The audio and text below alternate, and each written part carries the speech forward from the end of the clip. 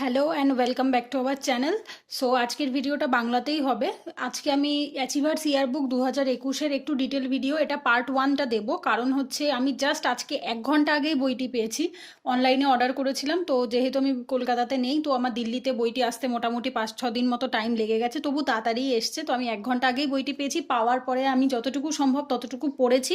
তো ভেবেছি যতটুকু পড়া হয়েছে, ফার্স্টে একবার ভেবেছিলাম যে পুরো বইটা কমপ্লিট হয়ে গেলে তারপরে একটা ভিডিও দেবো, তারপর ভাবলাম ওটাতে একটু টাইম লেগে যাবে। আমি যদি পার্টে পার্টে আমি যতটা পড়ছি, যতটা এগোচ্ছি, তোমাদেরও যদি দিয়ে দিই, তাহলে তোমরাও ততটা পড়ে পড়ে এগোতে পারবে, তাতে সময়টা কম নষ্ট হবে। তো আমার এখন অবধি 2টো পার্ট কমপ্লিট হয়েছে। একটা হচ্ছে ফার্স্ট 2টো পার্ট, আসলে দেখিয়ে দিচ্ছি আমি কোন দুটো। সাম্প্রতিক খবরের শিরোনাম আর একটা রাজ্যের উল্লেখযোগ্য খবর। ঠিক আছে, আমার এখন অবধি এই দুটোই কমপ্লিট হয়েছে। এই দুটো অবধি আমার এখন অবধি কমপ্লিট হয়েছে। তো আমিও তোমাদেরকে এই অবধিই দিয়ে দিচ্ছি। ঠিক আছে, এই অবধি দিয়ে দেবো। তারপরে হচ্ছে পরের পার্ট 2টাতে আমি আবার পরের অংশটা আমার যতটা পড়া হবে, আমি তার থেকে যেগুলো ইম্পর্টেন্ট সেগুলো আমি আবার দেখিয়ে দেবো। তো ফার্স্টে দেখো, ফার্স্ট টপিকটা, এর আগে যারা দেখোনি, এটার প্রথম একটা পার্ট অলরেডি হয়ে গেছে। মানে হচ্ছে জাস্ট ওভারঅল কোনগুলো ইম্পর্টেন্ট সেটা আমি কন্টেন্ট দেখে বলে দিয়েছিলাম, সূচিপত্র দেখে, বাট তখন আমার কাছে বইটি ছিল না। তো দ্যাটস ওয়াই আমি পুরো ডিটেল ভিডিও বানাতে পারিনি। তো সেখানে সবাই রিকোয়েস্ট করেছিল একটা ডিটেল ভিডিও দেওয়ার জন্য। তো সেই কারণে বই পাওয়ার পরেই আমি ফার্স্ট ডিটেল ভিডিওটা স্টার্ট করে দিয়েছি, আমার যতটুকু পড়া হয়েছে তার উপর থেকেই। প্রথম যে অংশটা দেখো, জিএসটি ব্যবস্থাকে আরও সুবিন্যস্ত করতে হবে, জাতীয় স্তরে দ্বিতীয় জিএসটি সম্মেলন। এটা আমাদের ডাব্লিউবিসিএস প্রিলিমস পয়েন্ট অফ ভিউয়ে সেভাবে ইম্পর্টেন্ট নয়, স্কিপ করে যেতে পারো। ঠিক আছে, আমি এখানে শুধুমাত্র ঠিক সেইগুলোই বলবো যেগুলো এই 2 মাসের মধ্যে পড়ে রিভিশন করা সম্ভব, শুধুমাত্র সেইটুকু, তার বেশি নয়। ভারত ও নরওয়ের মধ্যে বাণিজ্য ও বিনিয়োগ সংক্রান্ত বৈঠক, তো বিনিয়োগ সংক্রান্ত বৈঠক। তো এক্ষেত্রে বলে রাখি, শুধুমাত্র এইটুকু নাম দুটো জানাটাই more than enough WBCS prelims point of view থেকে। কি কি চুক্তি হয়েছে, কীরকম কি বৃত্তান্ত, সেগুলো থেকে কখনো ডাব্লিউবিসিএস প্রিলিমসের প্রশ্ন অত ডিটেলসে আসে না। ঠিক আছে, mains point of view important হয়, বাট প্রিলিমসের জন্য শুধু কাদের কোন দেশ দুটোর মধ্যে হয়েছে সেটাই যথেষ্ট, এর চেয়ে বেশি কিছু লাগবে না। ইভেন সেকেন্ডেরটাও তাই, ডেটা সায়েন্সের জন্য পরিসংখ্যান ও কৃত্রিম মেধা কোন দেশের মধ্যে হয়েছে জাস্ট সেটুকু জানলেই হবে, ভারত ও ফ্রান্সের মধ্যে। এরপর আসছি পরে, আত্মনির্ভর ভারত অভিযান। এখানে দেখো, এখানে কি পড়তে হবে, আত্মনির্ভর ভারতের অভিযানটাতে তোমার হচ্ছে কত টাকাটা একটু ইম্পর্টেন্ট, আর কোন 8খানা সেক্টর রয়েছে, আর কোন 5টা স্তরে তোমার এটা হবে আর কি। অর্থনীতি, পরিকাঠামো, ব্যবস্থাপনা, সঠিক জনবিন্যাস এবং চাহিদা, এই 5টা হচ্ছে স্তর। আর এই 8টা হচ্ছে তোমার ক্ষেত্র আর কি, কয়লা ক্ষেত্র, খনি ক্ষেত্র, এইভাবে 8টা ক্ষেত্র পড়বে। আর হচ্ছে ডেট সেভাবে আসে না, তবু একবার দেখতে পারো। 12ই মে প্রধানমন্ত্রী নরেন্দ্র মোদী এটি অ্যানাউন্স করেছিল করোনার টাইমটাতে, লকডাউনের সময়। তো এক্ষেত্রে আর একটা কি ইম্পর্টেন্ট, আত্মনির্ভর ভারতের 30টা 3.0-র মাধ্যমে 12টি প্রকল্পের ঘোষণা হয়েছিল। সেই 12টি প্রকল্প কি কি ডিটেল আমাদের দরকার নেই প্রিলিমস পয়েন্ট অফ ভিউ থেকে, শুধু 12টা প্রকল্পের নাম জানলে যথেষ্ট। ঠিক আছে, এখান থেকে শুধু আমি প্রকল্পগুলোর নামই হাইলাইট করেছি। দেখো, 12টা প্রকল্পের নাম একবার করে পড়ে রেখো, ভেতরটা একবার রিডিং পড়তে পারো। আমি ভেতরটা একবার করে রিডিং পড়েছি, বাট তার বেশি কিছু পড়িনি, রিভিশনের জন্য প্রয়োজন নেই। ঠিক আছে, এরপর আসছে জাতীয় শিক্ষানীতি 2020। এটা ইম্পর্টেন্ট, দেখবে যেগুলোর ওপর আমি স্টার মেরেছি, হ্যাঁ, সেগুলো একটু বেশি ভালো করে পড়বে। এটাও তোমার এক্ষেত্রে দেখো কিছু কিছু জায়গায় ইম্পর্টেন্ট রয়েছে, যেমন ধরো এটা তোমার আগে লাস্ট 34 বছর আগে 1986-তে হয়েছিল বিদ্যালয় এবং উচ্চশিক্ষার জন্য, এগুলো কিছু চেঞ্জেস এসছে। 5+3+3+4 এই যে প্যাটার্নটা এসছে, এটা একটু ইম্পর্টেন্ট। এছাড়া তোমার কোন কোন বেসিসে কোন কোন কিছু মানে ইসের ওপর ভিত্তি করে জিনিসটা করা হয়েছে সেইগুলো দেখো। বিদ্যালয় শিক্ষার পাঠ্যক্রম, তারপর শিক্ষা ব্যবস্থা সংস্কার, এগুলো চেঞ্জের জন্য এসছে। খুব বেশি ডিটেলে প্রিলিমস পয়েন্ট অফ ভিউ থেকে আসবে না। মেনলি এগুলো দেখো, এগুলো অ্যাকচুয়ালি হচ্ছে, এরা যতটা ডিটেলে দেয় ততটা আমাদের এক্সাম ওরিয়েন্টেড বা এক্সামে অতটা ডিটেলে আসে না, স্পেশালি প্রিলিমসে অতটা আসে না। জাস্ট একটা জেনারেল ওভারভিউ এবং হচ্ছে মেন যে হেডিংগুলো, সেগুলো ঠিকঠাক মাথায় থাকলে অটোমেটিক তুমি পারবে। আচ্ছা, এখানে দেখো বহু ভাষিকা এবং ভাষার শক্তি, কি কি ভাষা অ্যাড হয়েছে। ঠিক আছে, নতুন তোমার হচ্ছে ল্যাঙ্গুয়েজ এসছে, সাইন ল্যাঙ্গুয়েজ যেটা আর কি, সেটাকে অ্যাড করা হয়েছে। এই জায়গাগুলো দেখো, মূল্যায়নের সংস্কার, এগুলোর ভেতর অত ডিটেলে যাওয়ার দরকার নেই। 2035 সালের মধ্যে জিআইটা মানে হিউম্যান যে জেনারেল ইন্টেলিজেন্স, সেটা বৃদ্ধি করার কথা বলা হয়েছে। ব্যাস এইটুকু জানলেই হবে, এটার ডিটেল পড়ার কোনো প্রয়োজন নেই। ঠিক আছে, ডিটেল একবার রিডিং পড়তে পারো, বাট বেশি দূর অবধি, আর স্পেশালি সংখ্যা কত হাজার টাকা কত কি, সেগুলো কখনো এক্সামে আসে না স্পেশালি, ঠিক আছে? কখনো এক্সামে জিজ্ঞাসা করে না যে কত হাজার টাকা বরাদ্দ ছিল, এটার জন্য কত টাকা দেওয়া হয়েছে, ফার্স্ট ফেজে কত টাকা গেছে। টাকার ওপর অত বেশি ফোকাস করবে না, সংখ্যার ওপর বেশি ফোকাস করবে না, বিকজ সংখ্যা ওরিয়েন্টেড কোশ্চেন আসে না। কোথার থেকে অ্যানাউন্স করা হয়েছে, কোন স্টেটকে আগে দেওয়া হয়েছে, তারপর হচ্ছে ধরো এটা কি কারণে তৈরি করা হয়েছে, শিক্ষার কীরকম চেঞ্জেস এসছে, এই ধরনের ফ্যাকচুয়াল এবং এক্সাম ওরিয়েন্টেড যে ডেটাগুলো হয় শুধু সেগুলোর উপরেই ফোকাস করবে। এরপর দেখো এই অংশটা একটু ইম্পর্টেন্ট, স্বাধীনতা পরবর্তী পর্যায়ে শিক্ষা সংক্রান্ত বিভিন্ন পদক্ষেপ। এই অংশটা ইম্পর্টেন্ট, কারণটা কি, ইন্ডিপেন্ডেন্সের পর থেকে কি কি তোমার হচ্ছে শিক্ষাগত যে তোমার কমিশনগুলো গঠন হয়েছে সেগুলো 1948 হয়েছে ডক্টর সর্বপল্লী রাধাকৃষ্ণনের সাথে, উনি চেয়ারম্যান ছিলেন। কোন সময় কে চেয়ারম্যান ছিলেন এটা কিন্তু ইম্পর্টেন্ট। 1952-তে মুদালিয়ার কমিশন বা মুদালিয়ার যেটা আর কি তোমার লক্ষ্মণ স্বামী মুদালিয়ার করেছিলেন, চেয়ারম্যান ছিলেন। 1964-তে কোঠারি কমিশন। 1986-তে national policy of education last time এসেছিল। 1992 এসছে দেখো ন্যাশনাল প্রোগ্রাম অফ অ্যাকশন সুপারিশের মাধ্যমে। তো এইগুলো হচ্ছে তোমার মোটামুটি কোন সালে কোনগুলো তোমার ইম্পর্টেন্ট বলে রাখি। প্রথমগুলো একটু বেশি important, Kothari commission, Mudaliar commission, Sarvepalli Radhakrishnan, এগুলো।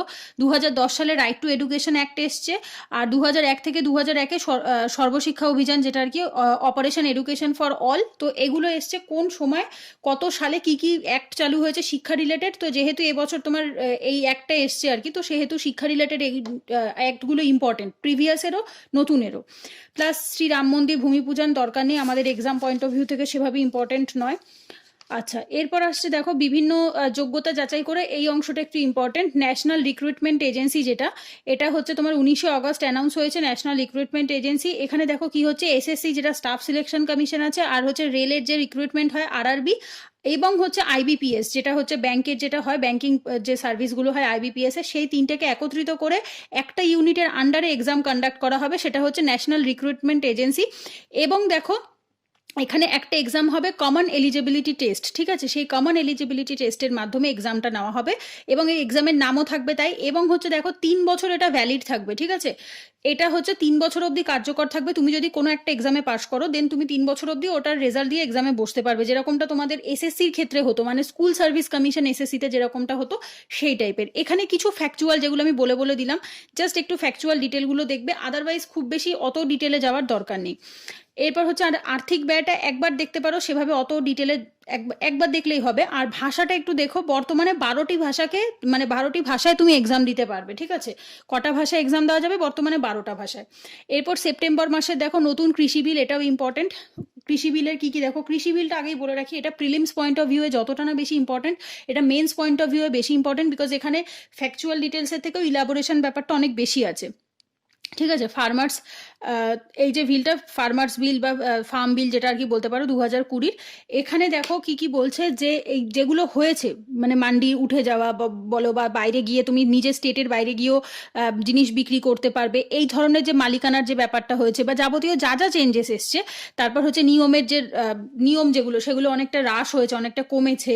নানান রকম যে চেঞ্জেসগুলো এসছে, মান্ডির বাইরেও যে তোমার জিনিস বিক্রি করা যাবে, এই চেঞ্জেসগুলো actually WBCS prelims point of view থেকে সেভাবে ইম্পর্টেন্ট নয়, খুব রেয়ার ইম্পর্টেন্ট, বিকজ এগুলো একটু যেগুলো ডেপথের থেকে প্রশ্ন আসে সেখান থেকে আসার সম্ভাবনা বেশি। তবু যেহেতু এটা একটা হট টপিক, মানে সারা বছর 2020 সালটা মোটামুটি ভালো নিউজেই ছিল, তো সুতরাং একদম না পড়ে যাওয়াটা বুদ্ধিমানের কাজ হবে না, একবার ভালো করে পড়ে যাবে, ঠিক আছে? এরপর দেখো বলছে, আর এই একটা জিনিস দেখো, এটা একটা ইম্পর্টেন্ট হয়েছে, খাদ্যশস্যের যে তোমার খাদ্যের যে সংকটে 1955 সালে অত্যাবশ্যকীয় পণ্য আইন যেটা রয়েছে, এসেনশিয়াল কমোডিটিস অ্যাক্ট যেটাকে বলা হয়, সেই এসেনশিয়াল কমোডিটিস অ্যাক্টের আওতার থেকে ওটাকে বার করে দেওয়া হয়েছে। মানে তোমার এই এসেনশিয়াল কমোডিটিস অ্যাক্ট বা তোমার যে আইনটা ছিল, সেখান থেকে হচ্ছে খাদ্য যে ইয়েটা আর কি তোমার খাবার শস্যগুলো আর কি, আলু, চাল, ধান, এগুলোকে বাদ মানে এখন বাদ দিয়ে দেওয়া হয়েছে, বাইরে বার করে দেওয়া হয়েছে। এখানে দেখো পেয়ে যাবে চাল, ডাল, তৈলবীজ, পেঁয়াজ এবং আলু এখন আর অত্যাবশ্যক থাকবে না।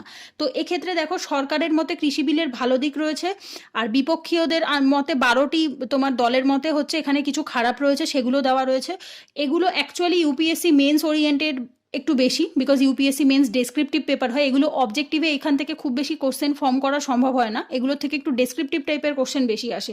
তবু একবার পড়ে রাখো, কারণ টপিকটা যেহেতু ইম্পর্টেন্ট সেহেতু পড়ে রাখাটা উচিত। So, do you want to take your UPSC preparation to a next level? Then this part is definitely for you. Unacademy is came up with a new initiative, you can say iconic subscriptions. So, what you will get in the iconic subscriptions? Personal coach, mains question answer practice, study planner, expert guidelines, mains test series, and you will get all the benefits of plus which are already included in the iconic subscriptions: daily live class with India's biggest educators, live test and quizzes, structured courses, unlimited access, and daily content.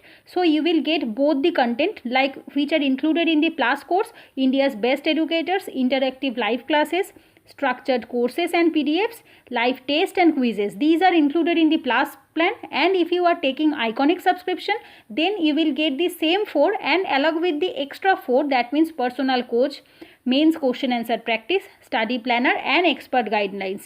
So for that, what you have to do? First, you have to download the Unacademy Learning app. Then you have to register or sign in on the app, and you have to select the goal as UPSC, CSE, GS. Select the iconic and choose the duration which suits you best. Enter my referral code, that means Pooja10, to get the 10% discount on the iconic subscriptions, because the price will increase from the 25th of January. So beat the price hike and get your subscription now. So for that, you can click on my link which I have given in my description below, and you will get to the page, and just you have to enter my referral code. So in a short, what is iconic subscription? Iconic subscription is the premium subscription of Unacademy. It offers India's best educators, personal coach, mains questions answer practice, study planner, expert guidelines, interactive live classes, structured course and PDFs, and live test and quizzes, all these things. So don't miss this opportunity. Hurry up and get your iconic subscription now. এরপর দেখো বলছে মার্কিন যুক্তরাষ্ট্রের president ও vice প্রেসিডেন্টের নির্বাচন। এক্ষেত্রে আমাদের কি পড়তে হবে? আমাদের ডিটেল কিচ্ছু জানার দরকার নেই, বিকজ এটা ইউপিএসসির প্রিলিমসও নয়, মেন্সও নয়, এটা WBCS এর প্রিলিমস। এখানে ফ্যাকচুয়াল ডিটেলসই আসবে। নতুন যিনি জয়েন করেছে অ্যাজ আ প্রেসিডেন্ট হিসাবে এবং ভাইস প্রেসিডেন্ট হিসাবে, সেটুকু জানলেই হবে। নতুন কিনি এখানে একটা তুমি ইম্পর্টেন্ট ডেটাও পেয়ে যাবে। আগে দেখো, প্রেসিডেন্ট ডোনাল্ড ট্রাম্প ছিলেন হচ্ছে রিপাবলিকান পার্টি থেকে, আর উনি হচ্ছে ডেমোক্রেটিক পার্টি থেকে। জো বাইডেন প্রেসিডেন্ট হয়েছে এবং উনি কত 50.9% মানে এক্সট্রা ভোটে উনি জিতেছেন। আর যিনি ভাইস প্রেসিডেন্ট হয়েছেন উনি হচ্ছে কমলা হ্যারিস। তো কমলা হ্যারিস হচ্ছেন প্রথম মহিলা ভাইস প্রেসিডেন্ট, ঠিক আছে। তো এটা একটা ইম্পর্টেন্ট ডিটেল যে আমেরিকার যিনি ভাইস প্রেসিডেন্ট, প্রথম মহিলা ভাইস প্রেসিডেন্ট হতে চলেছেন কমলা হ্যারিস। ব্যাস এইটুকু ডিটেল জানলে যথেষ্ট। আর কিভাবে হয়েছে, কতজন মানে কিভাবে কি ডিটেলস হয়েছে, আমাদের এগুলো এক্সাম পয়েন্ট অফ ভিউ থেকে দরকার নেই। এরপর আসছে বিহার বিধানসভা নির্বাচন। এক্ষেত্রে কি পড়তে হবে? এক্ষেত্রে শুধু এটুকু পড়তে হবে কততম বিধানসভা নির্বাচন ছিল, 17তম। আর হচ্ছে কে জিতেছে, নীতিশ কুমার। ব্যাস, মুখ্যমন্ত্রী নীতিশ কুমার, এবং ছিল এটা 17তম বিধানসভা ভোট। এর চেয়ে বেশি দরকার নেই, বিকজ বিহার স্টেট পিসিএস আমরা দিচ্ছি না, এটা বেঙ্গল স্টেট পিসিএস। যদি বেঙ্গলের হয়, যেমন 2021-এ যখন বেঙ্গলের ভোট হবে, তো সেটা WBCS মেন্সের 2021-এর জন্য ইম্পর্টেন্ট হবে, ইভেন 22-এর প্রিলিমসের জন্য ইম্পর্টেন্ট হবে। করোনার দেখো, করোনার এখানে খুব ডিটেলে দিয়েছে। শুধু এইটুকু আমরা জানবো এই ভাইরাসটার নাম কি, SARS-CoV-2। এটা আমরা জানবো। এটা এসছে কোথা থেকে? প্যাঙ্গোলিনের দেহ থেকে প্রবেশ করেছে হিউম্যানের দেহতে। আচ্ছা, এরপর দেখো এখান থেকে স্টার্ট হচ্ছে যে প্রত্যেক দিন কি কি ঘটেছে, আই মিন পার্টিকুলার ডেটে কে একজন মারা গেছে, প্রথম কি হলো, ঠিক আছে। এই ধরনের আমেরিকায় প্রথম কবে হয়েছে, ইন্ডিয়াতে কবে হয়েছে প্রথম, এগুলো এক্সাম পয়েন্ট অফ ভিউ থেকে খুব বেশি ইম্পর্টেন্ট নয়, ঠিক আছে। তো আমাদের ইম্পর্টেন্ট কোনগুলো? প্রথম ভ্যাকসিন দেখো, মার্চ মাস থেকেই সম্ভাব্য ভ্যাকসিনের গবেষণা বেইজিংয়ের ইনস্টিটিউট অফ বায়োটেকনোলজিতে। জাস্ট ভ্যাকসিন ওরিয়েন্টেড যেগুলো রয়েছে সেগুলোর ওপর বেশি ফোকাস করো। এপ্রিল মাসে হচ্ছে তোমার ফাইজারের ভ্যাকসিনটা আমেরিকার যে ওরা তৈরি করার মানে স্টার্ট করে। দেন মে মাসে সম্ভাব্য ভ্যাকসিন নিয়ে গবেষণা হয় তোমার অক্সফোর্ডে। জুলাই মাসে খানিকটা আমেরিকার সংস্থা মডার্না এরা করেছিল। নভেম্বরে তোমার ইউরোপে আবার লকডাউন হয়, এগুলো দরকার নেই খুব বেশি। 20 ডিসেম্বর, 26শে ডিসেম্বর, 28শে ডিসেম্বর, এইটুকু দেখো। এখানটাতে কি হয়, 20 ডিসেম্বরে নতুন প্রজাতির একটা করোনা ভাইরাস মেরে, যেটা মিউটেটেড করোনা ভাইরাস, ঠিক আছে, মিউটেড হয়ে গেছে করোনার থেকে। দেন সেটা দেখো, এটা ভারতে মিলেছে 26শে ডিসেম্বর, আর কলকাতায় এসেছে 28শে ডিসেম্বর। এই তিনটে ডেট একটু মাথায় রেখো। এছাড়া দেখো, বিশ্বের প্রথম ব্যক্তি যিনি ফাইজারের কোভিড-19 ভ্যাকসিন গ্রহণ করেছেন উনি হচ্ছেন মার্গারেট কিনান, ব্রিটিশ যুক্তরাষ্ট্রের, ঠিক আছে। উনি হচ্ছে ইউকে থেকে বিলং করে। উনি প্রথম এই যে ফাইজার দেখছো, এপ্রিল মাসে ভ্যাকসিন তৈরি করা স্টার্ট করেছিল, সেই ফাইজারের ভ্যাকসিন উনি কে নিয়েছেন, প্রথম হচ্ছে মার্গারেট কিনান, ঠিক আছে। জাস্ট এটা একটা ইম্পর্টেন্ট ডেটা, এই জায়গাটা একটু ভালো করে দেখে রাখবে। করোনা ভ্যাকসিনের ইতিবৃত্ত মানে হচ্ছে কোন দেশ কি নামের ভ্যাকসিন তৈরি করছে, এটা ইম্পর্টেন্ট। স্পেশালি ভারতেরটা তো ডেফিনেটলি ইম্পর্টেন্ট। ভারতের হচ্ছে ভারত বায়োটেক্স, BBV152 কোভ্যাক্সিন, যেটা জাইডাস ক্যাডিলাস, জাইকোভ ডি, ঠিক আছে, এই দুটো হচ্ছে ইন্ডিয়ার। আর হচ্ছে কোভ্যাক্সিন কোথায় দেখো, ইংল্যান্ডেও পাওয়া যাবে করোনা ভাইরাস আবিষ্কারের ক্ষেত্রে। রাশিয়ারটা দেখো কি, স্পুটনিক 5। তারপর হচ্ছে চীনে রয়েছে IBP কোরভি, অ্যাড 5 এনকোভ। তারপর হচ্ছে ব্রিটিশ বা তোমার ইউকেতে কি রয়েছে, অক্সফোর্ড অ্যাস্ট্রানজেনিয়া AZD1222। মার্কিন যুক্তরাষ্ট্রেরগুলো এগুলো একটু বেশি নামগুলো কঠিন আছে, তো তোমাদের WBCS prelims point of view থেকে আমার মনে হয় না এত বেশি ডিটেলে দিতে পারে, বাট তবু পড়ে রেখো যে কোন দেশের কি ভ্যাকসিনের নাম, বাট এত ডিটেলে আমার মনে হয় না যে দেবে। আসলে ইন্ডিয়ারটা আসার সম্ভাবনাটা বেশি রয়েছে, ঠিক আছে। এরপর আসছে, এগুলো কমপ্লিট হয়ে গেল হচ্ছে ইন্ডিয়ার। এরপর আসছে রাজ্যের উল্লেখযোগ্য খবর। এখানে থেকে কি পড়তে হবে, এখানে জৈব সারের ব্যবহার বাড়াতে রাজ্যের প্রথম কেঁচো ব্যাংক ফলতায়, ঠিক আছে। জাস্ট এইটুকু জানলেই হবে, এই কোশ্চেনটা এর থেকে বেশি কিছু আসবে না। দেখো প্রথম কথা বলে রাখি, কেঁচো ব্যাংক পশ্চিমবঙ্গের আগেও ছিল, সেগুলোর বেসরকারি ছিল। সরকারি উদ্যোগের প্রথম, এটা কিন্তু যদি প্রশ্ন এরকম আসে যে এটা প্রথম পশ্চিমবঙ্গের, এটা কিন্তু প্রথম নয় পশ্চিমবঙ্গের, এর আগেও ছিল, বাট সেটা বেসরকারি উদ্যোগে। এটা কিন্তু সরকারি উদ্যোগে প্রথম আর্থওয়ার্ম বা কেঁচো ব্যাংক, ঠিক আছে। কোথায় হয়েছে, দক্ষিণ 24 পরগনার ফলতাতে। আর এটা দেখো এখানে 3 ধরনের প্রজাতি পাওয়া যাবে, ভারত, আফ্রিকা এবং ইউরোপের 3 প্রজাতির হাজার হাজার কেঁচোকে জমিয়ে রাখা হবে। এবং দেখো ওই ব্যাংক দেবীপুর গ্রাম পঞ্চায়েতের হরিশপুর গ্রামে, ঠিক আছে। কোথায় অ্যাকচুয়াল ফলতার কোন জায়গাটাতে, দেবীপুর গ্রাম পঞ্চায়েতের হরিশপুর গ্রামে, এইটুকু জানলেই হবে। আচ্ছা, আর কি করা হবে এখানে, ভার্মি কম্পোস্টিং, ঠিক আছে। ভার্মি কম্পোস্টিং মানে হচ্ছে কেঁচোর সার, কেঁচো থেকে যে সার যে প্রক্রিয়াতে হয় সেটাকে বলা হয় ভার্মি কম্পোস্টিং। এই তোমার প্রসেসটা অবলম্বন করা হবে। এবং যে নাবার্ড রয়েছে, national bank for agriculture and rural development, নাবার্ডও এটাকে স্বীকৃতি দিয়েছে, হেল্প করার জন্য প্রতিশ্রুতি দিয়েছে। কারণটা কি, এটা করলে পলিউশন অনেক বেশি কমবে এবং মাটির উর্বরতা আস্তে আস্তে বাড়বে, কারণ এটা হচ্ছে নাইট্রোজেন এবং প্রোটিন সহ অনেক কিছু মাটিতে মিশিয়ে দিচ্ছে, ঠিক আছে। নারী সাক্ষরতা এগিয়ে বাংলা, এখানে কি পড়তে হবে দেখো, নান্দি ফাউন্ডেশনের এটা তৈরি, ফ্যাকচুয়াল ডিটেল শুধু পড়বো। The teenage girls tag report, যেটা সেখানে কি বলা হয়েছে দেখো, পশ্চিমবঙ্গের হচ্ছে 13 থেকে 19 বছর বয়সের যে মেয়েরা রয়েছে তারা 100% শিক্ষিত, 100% স্বাক্ষর, ঠিক আছে, মানে হচ্ছে সই করতে পারে, মানে এডুকেশন আছে, ওই এডুকেশন নয়, লিটারেসি আছে, বাট সেই অ্যাকচুয়াল এডুকেটেড ওরকম ব্যাপারটা নয়। লিটারেসি এবং এডুকেটেড মধ্যে অনেক তফাৎ হয়, কিন্তু এটা হচ্ছে স্বাক্ষর, ঠিক আছে। এছাড়া দেখো কি বলছে, মাহিন্দ্রা অ্যান্ড মাহিন্দ্রার তোমার এখানে খানিকটা রয়েছে, 30টি রাজ্যের 600টি জেলার তোমার এই সার্ভেটা করা হয়েছিল। ব্যাস, এইভাবে সার্ভে কোথা থেকে হয়েছে সেভাবে আসে না, কি রিপোর্টটার নাম কি ছিল সেটা important, the teenage girl tag report. আর এটা কারা বার করেছে, নান্দি ফাউন্ডেশন, ঠিক আছে। এরপর আসছে দেখো, রাজ্যে আঙুলের ছাপেই মিলবে রেশন, ঠিক আছে। আর এই জায়গাটাও দেখতে পারো, দেশের প্রথম 3 শহরের মধ্যে কলকাতার স্থান রয়েছে। এখানে যেটা করেছে সেই 3টে যে শহর রয়েছে তার মধ্যে কলকাতার স্থানও 3 জনের মধ্যে রয়েছে। আঙুলের ছাপে মিলবে রেশন, এটা খুব বেশি ইম্পর্টেন্ট না, শুধু এইটুকু জেনে রাখো, ইলেকট্রনিক পাস বা ই পাস, যেটা আঙুলের ছাপ দিলে পরে আধার নম্বর যুক্ত করতে হবে, তাহলেই তুমি গভর্নমেন্টের যে PDS সিস্টেম আছে, পাবলিক ডিস্ট্রিবিউশন সিস্টেম বা রেশন যেটাকে বলা হয়, সেখানে তুমি ফ্রিতে রেশনটা অ্যাভেল করতে পারবে।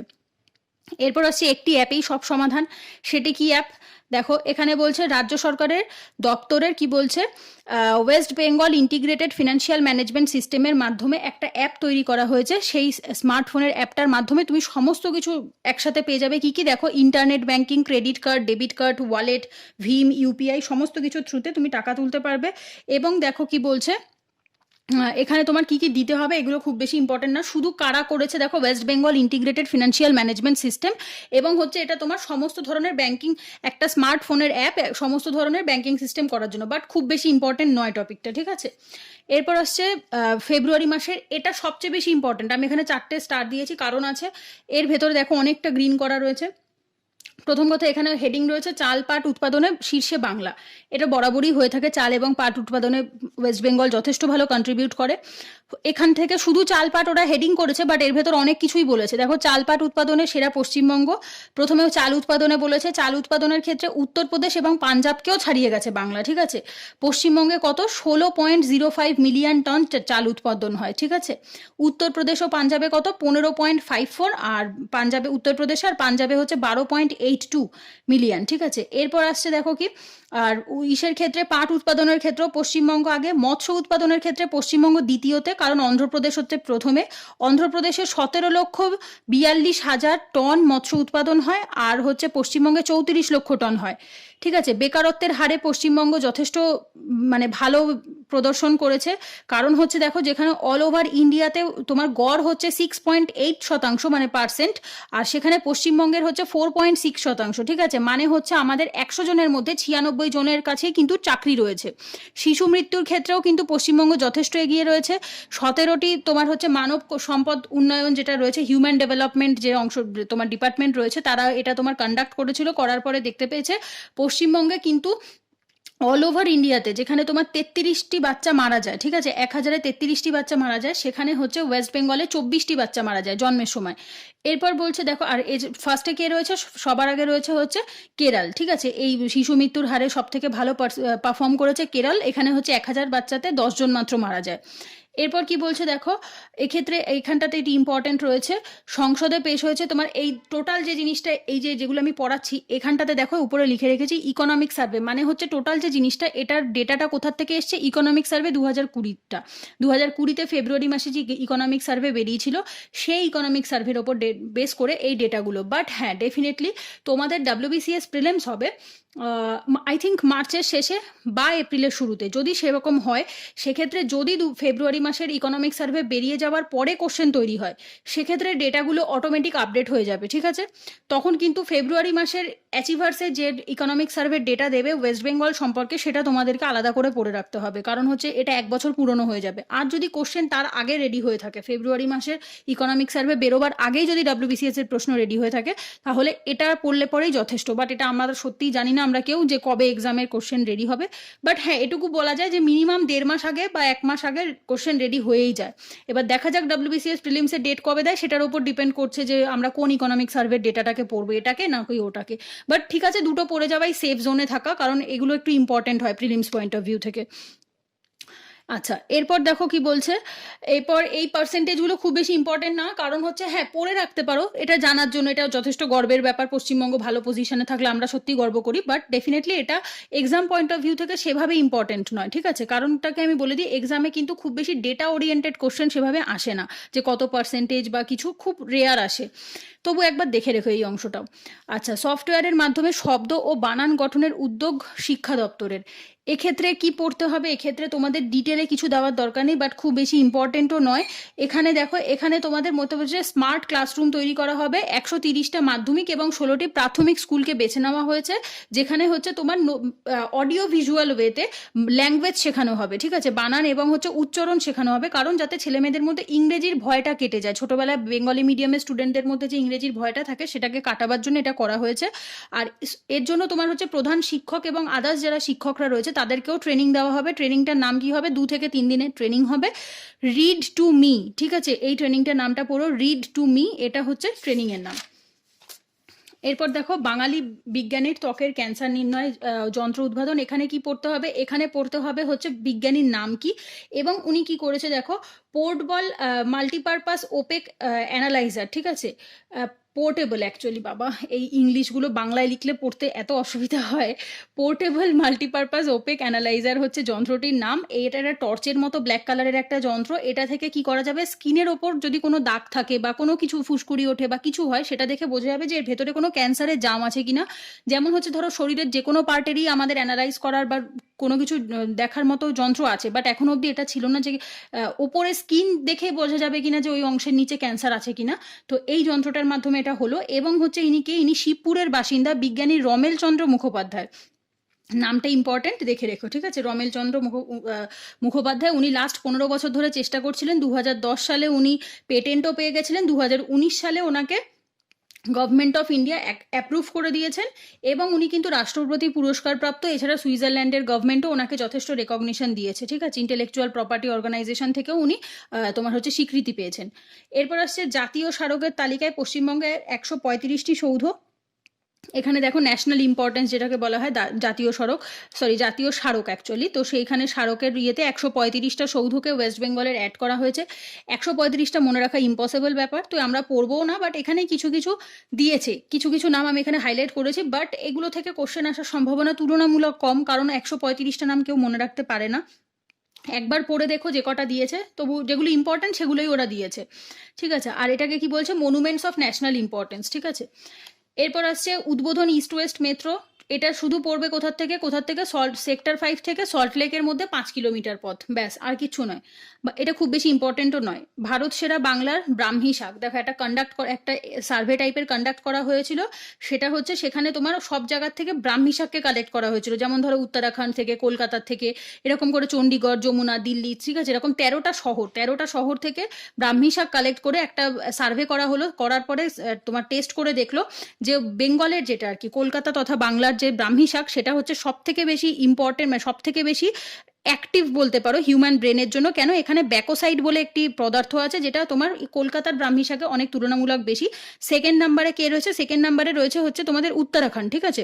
উত্তরাখণ্ড হচ্ছে সেকেন্ড নাম্বারে, দেরাদুন যেটা আর কি, দেরাদুন উত্তরাখণ্ডে পড়ে, তো দেরাদুনের যে তোমার ব্রাহ্মী শাক সেটি রয়েছে সেকেন্ড নাম্বারে। আচ্ছা, এরপর বলছে, আর এখানে দেখো এর জন্য কয়েকটা তোমার ইয়েও করেছে, ওটাকে কি বলবো, ওটা প্রকল্প মতো চালিয়েছে।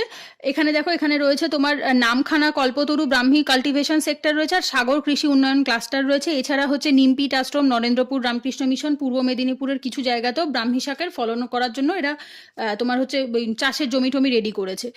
স্বল্প সঞ্চয় সেরা বাংলা, এখানে দেখো কি বলছে, স্বল্প সঞ্চয় ফের দেশের সেরা পশ্চিমবঙ্গ, আর দ্বিতীয় আর তৃতীয় স্থানে কে রয়েছে, উত্তরপ্রদেশ এবং মহারাষ্ট্র, ঠিক আছে। স্বল্প সঞ্চয়ে হচ্ছে তোমার ফার্স্ট কে পজিশন পেয়েছে বেঙ্গল, সেকেন্ড আর থার্ডে উত্তরপ্রদেশ, মহারাষ্ট্র, ব্যাস এইটুকু পড়লেই হবে। কলেজ পড়ুয়া গ্রিনিস রেকর্ড, এটা কি হয়েছে, এটা হচ্ছে একটা কলেজের স্টুডেন্ট, সে কোথাকার, সে হচ্ছে তোমার এই যে দুবরাজপুর, ঠিক আছে, আমি জায়গাটার নাম আগে শুনিনি কখনো, দুবরাজপুরের একটা কলেজ স্টুডেন্ট, উনি হচ্ছে তোমার যশোপুর পঞ্চায়েত এরিয়াতে থাকে, নাম হচ্ছে মিনহাজুল মণ্ডল, ঠিক আছে। সে হচ্ছে তোমার স্টেপল দিয়ে, যে পিনগুলো হয়, সেই স্টেপল পিন দিয়ে একটা বড় চেন বানিয়েছে। সেই চেনটা হচ্ছে 2170 ফুট লম্বা, প্রায় 5000-এর বেশি সেখানে স্টেপল রয়েছে, ঠিক আছে। প্রায় 5000-এর না, সরি 80,000, ভুল বললাম, প্রায় 80,000 স্টেপল পিন দিয়ে, 80,000 স্টেপল পিন দিয়ে সে একটা প্রায় 10 ইঞ্চি মতো লম্বা একটা চেন বানিয়েছে, সেই কারণে তার নাম উঠেছে তোমার গ্রিনিস ওয়ার্ল্ড রেকর্ডে। আর হচ্ছে সে হচ্ছে তোমার কোথায়, বর্তমানে রানীগঞ্জের কলেজে ভূগোলে অনার্স নিয়ে পড়ছে, সেকেন্ড ইয়ারের স্টুডেন্ট, আর নামটা দেখো মিনহাজুল মণ্ডল, ঠিক আছে। এরপর হচ্ছে গ্রিনিস রেকর্ডে 1 টাকার ডাক্তার, ঠিক আছে। ইনি খুব ফেমাস অ্যাকচুয়ালি, ইনি বোধহয় খুব সম্ভবত দাদাগিরিতেও এসেছিল, আমি ওনাকে বোধহয় দেখেছি বা শুনেছি কিছু। তো উনি গ্রামের লোকেদের 1 টাকার বিনিময়ে চিকিৎসা করায়, তো ওই কারণে উনি হচ্ছে এর আগে পদ্মশ্রী সম্মানও পেয়েছিলেন, এবং এখন কি পেলেন, উনি এখন গ্রিনিস ওয়ার্ল্ড রেকর্ডে ওনার নাম উঠেছে। ওনার নাম হচ্ছে ডক্টর সুশোভন বন্দ্যোপাধ্যায়, ঠিক আছে। আর ওনার বাড়ি বোধহয় খুব সম্ভবত, এখানে আমি অ্যাড্রেসটা, আচ্ছা, বোলপুরের বাসিন্দা ডক্টর সুশোভন বন্দ্যোপাধ্যায়। এরপর আসছে দেখো বিশ্বের বৃহত্তম সোলার ট্রি, এখান থেকে কি পড়তে হবে, সোলার ট্রিতে রয়েছে উৎপাদনের নিরিখে বিশ্বের বৃহত্তম সোলার ট্রি তৈরি হয়েছে, নজির কাড়লো কোথায়, দেখো central mechanical engineering research institute, যেটা দুর্গাপুরে, ঠিক আছে। সেটা হচ্ছে সেখানে এতদিন দেখো ফার্স্টে ওয়ার্ল্ডেরটা কোথায় হয়েছিল, ইউকেতে হয়েছিল, সেটার সাইজ ছিল হচ্ছে 8.6, ঠিক আছে, 8.6, আর এটার সাইজ হয়েছে দেখো কত, এটার সাইজ হচ্ছে 11.55 কিলোওয়াট, ঠিক আছে। এবং এ সব প্রায় 12 থেকে 14,000 ইউনিট অবধি, কিলোওয়াট অবধি তোমার হচ্ছে বিদ্যুৎ তৈরি করতে পারবে। এর ফলে প্রচুর তোমার বাতাসে যেত তোমার PM2.5, PM10 যেগুলো নির্গত হতো কার্বন ডাইঅক্সাইড, সেইগুলো অনেকটা কমে যাবে, বিকজ সোলার ট্রিতে তোমার সূর্যের আলোতে নন কনভেনশনাল ওয়েতে যেহেতু তোমার বিদ্যুৎটা তৈরি হবে, সেহেতু পলিউশনটা অনেক কমবে। এরপর আসছে পথ চলা শুরু কর্মসাথীর, এক্ষেত্রে এটার থিমটা কি, 2 লক্ষ টাকা দেবে মূলধন হিসাবে ছোট এবং মাঝারি ব্যবসায়ী যারা আর কি, স্মল অ্যান্ড মিডিয়াম ইন্ডাস্ট্রির জন্য, মানে এন্টারপ্রাইজের জন্য। এটা কবে, 9ই সেপ্টেম্বর থেকে শুরু হয়েছে, দেখো নোটিফিকেশন প্রকাশ পেয়েছে। কর্মসাথীর এই তোমার টুকিটাকি যে জিনিসগুলো গভর্নমেন্ট নোটিফিকেশনের মাধ্যমে তুলে দিয়েছে। এক্ষেত্রে তোমাদের কি পড়তে হবে, এক্ষেত্রে তোমাদের শুধু এখন অবধি 500 কোটি টাকা বরাদ্দ হয়েছে, তোমাদের শুধু পড়তে হবে এই কর্মসাথী প্রকল্পটি কিসের রিলেটেড। এটি হচ্ছে তোমার ছোট এবং মাঝারি ব্যবসার সাথে, স্মল অ্যান্ড মিডিয়াম এন্টারপ্রাইজের সাথে রিলেটেড 2 লক্ষ টাকা মূলধন হিসাবে প্রোভাইড করবে ব্যবসার জন্য গভর্নমেন্ট। দূষিত শহরের তালিকায় কলকাতা। 122টা শহরের মধ্যে তোমার হচ্ছে কন্ডাক্ট করা হয়েছিল একটা পলিউশনের ওপর বেস করে, সেখানে হচ্ছে গোটা দেশের মধ্যে এবার দেশের তোমার 122টা শহরের মধ্যে আমাদের ওয়েস্ট বেঙ্গলের 7টি শহর রয়েছে, তার ভেতর হাওড়া, কলকাতা এগুলোও রয়েছে। এছাড়া আসানসোল, ব্যারাকপুর, দুর্গাপুর, হলদিয়া, রানীগঞ্জ এগুলোও রয়েছে। এটা কি 2014 থেকে 2018 সালের এয়ার কোয়ালিটির ওপর ডিপেন্ড করে এটা বানানো হয়েছিল। কলকাতার তোমার র্যাঙ্ক হচ্ছে 148, রানীগঞ্জের হচ্ছে 147, আসানসোলের হচ্ছে 146, ঠিক আছে। আচ্ছা, এরপর কি বলছে দেখো, হাইকোর্টের রায়ে দর্শক শূন্য মণ্ডপে হলো দুর্গাপুজো, এগুলো এক্সাম ওরিয়েন্টেডের জন্য ইম্পর্টেন্ট নয়। শুধু এখানে কি পড়বে, হাইকোর্টের বিচারপতির নাম কি, ঠিক আছে, সঞ্জীব বন্দ্যোপাধ্যায় ও অরিজিৎ বন্দ্যোপাধ্যায়, ব্যাস এইটুকু ছিল সাব ডিভিশনের বেঞ্চের বিচারক। ইভেন পরেরটাতেও তাই বোধহয়, এই যে তোমার এই দেখো বাজি, রাজ্যে বাজি নিষিদ্ধ করলো হাইকোর্ট, এখানেও তাই বিচারপতি সঞ্জীব বন্দ্যোপাধ্যায় ও অরিজিৎ বন্দ্যোপাধ্যায়, জাস্ট এই নাম দুটো ইম্পর্টেন্ট, আর কিচ্ছু নয়। স্বচ্ছতার নিরিখে রাজ্যের সেরা শিলিগুড়ি জেলা হাসপাতাল।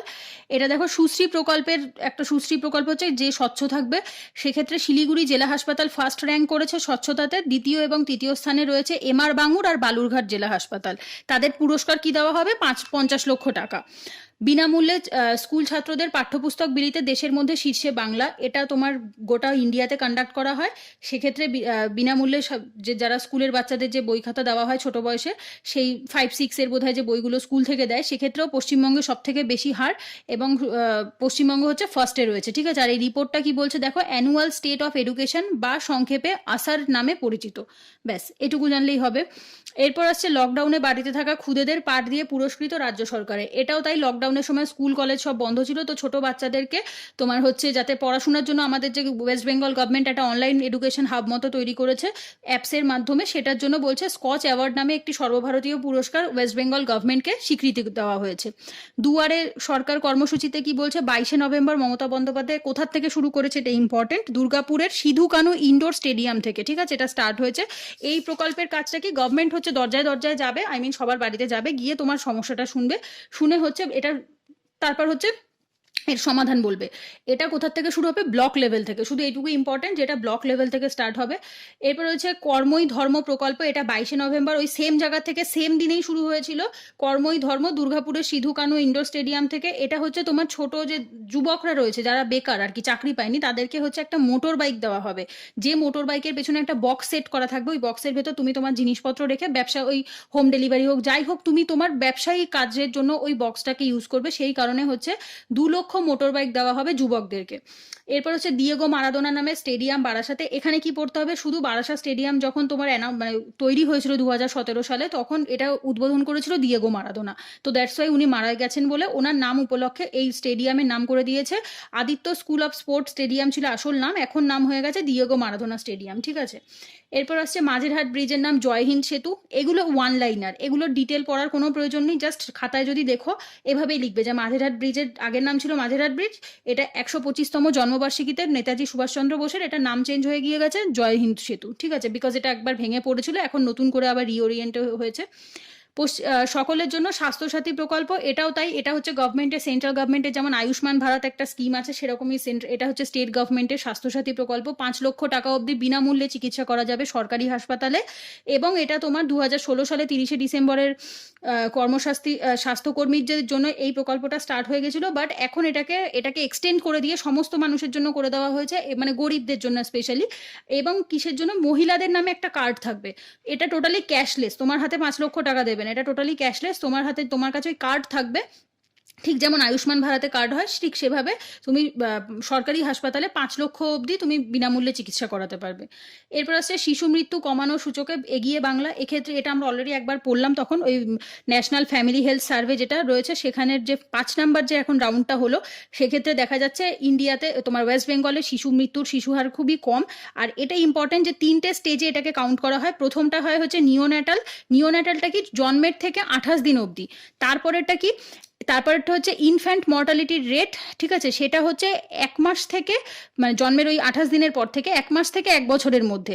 তারপর হচ্ছে আন্ডার 5 মর্টালিটি রেট, যেটা হচ্ছে তোমার 1 বছর থেকে 5 বছরের মধ্যে। এই 3টে স্টেজে হচ্ছে বাচ্চা কতটা মারা যাচ্ছে, কতজন বেঁচে থাকছে সেটা দেখছে, ঠিক আছে। প্রথম স্টেজে 15.5, পরের স্টেজে 22, পরের স্টেজে 24.5।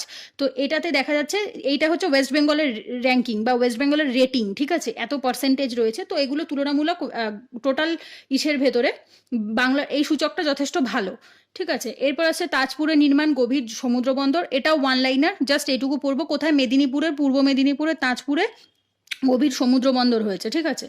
আর গঙ্গাসাগর মেলার জন্য 10 লক্ষ মাস্ক তৈরি করবে সরকার, যে মাস্কের ওপর হিন্দি এবং বাংলাতে তোমার লেখা থাকবে কোভিডের সময় কি কি নিয়মাবলী মেনে কাজ করা উচিত সেইগুলো লেখা থাকবে, যাতে যারা তোমার হচ্ছে গঙ্গাসাগর মেলায় আসবে যাতে তারা বুঝতে মানে ওই মাস্কগুলো ইউজ করে এবং সমস্ত কিছু মেনে চলে। এক্সাম পয়েন্ট অফ ভিউ সেভাবে ইম্পর্টেন্ট নয়। তো আজকের ভিডিওটাতে এইটুকুই বলার ছিল, টোটাল ডিসকাশন করে দিয়েছি। আশা করি মন দিয়ে একবার ভিডিওটা দেখে নিলে আর প্লাস এইগুলো একবার রিডিং পড়লে মনে হয় কনসেপ্ট ক্লিয়ার হয়ে যাবে। আর আমি পরের ভিডিওটাতে পার্ট 2টাতে আমার বাকিটা খানিকটা কমপ্লিট হয়ে যাক, দেন আমি আবার পার্ট 2 করে পার্ট 3 করে এইভাবে করে করে কমপ্লিট করিয়ে দেবো, ঠিক আছে। তো আজকের ভিডিওটা এই অবধিই থাকলো, আর যদি কোনো কোশ্চেন থাকে কমেন্টে করো, আমি অবশ্যই অ্যান্সার দিয়ে দেবো। Thank you.